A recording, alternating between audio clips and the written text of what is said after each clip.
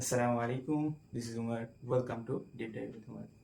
বড় হওয়ার পর আমাদের সবার মনে এই প্রশ্নটা আসার কথা যে আমরা তো ছোটবেলায় যখন ঈদ করতাম, ঈদ উল ফিতর বা ঈদ উল আজহা, তখন ঈদটা হতো অক্টোবর বা সেপ্টেম্বর বা নভেম্বর এই সময়ের দিকে। বাট আমরা যত বড় হতে থাকলাম, ঈদটা ধীরে ধীরে আগাতে থাকলো এবং এই কিছুদিন আগে আমরা মার্চ মাসে ঈদ উল ফিতর উদযাপন করলাম। এপ্রিল বা মে মাসে আবার আমরা ঈদ উল আজহাটা উদযাপন করবো। তাহলে এই যে ঈদটা, এই আগানোর বা পেছানোর, এটার কারণটা আসলে কি, আজকে আমরা এটাই জানার চেষ্টা করবো ইনশাল্লাহ।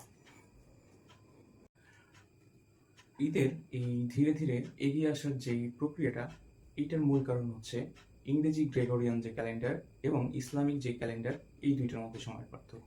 এই সময়ের পার্থক্য হওয়ার মূল কারণটা হচ্ছে ইসলামিক যে ক্যালেন্ডার, এটা মূলত চাঁদের গতির উপর নির্ভর করে এবং গ্রেগরিয়ান যে ক্যালেন্ডারটা আছে, এটা সূর্যের গতির উপর নির্ভর করে। এবং সূর্য প্রায় 365 দিন 5 ঘন্টা 48 মিনিট 47 সেকেন্ডে পৃথিবীকে একবার প্রদক্ষিণ করে এবং চন্দ্রটা প্রায় 354 থেকে 55 দিনে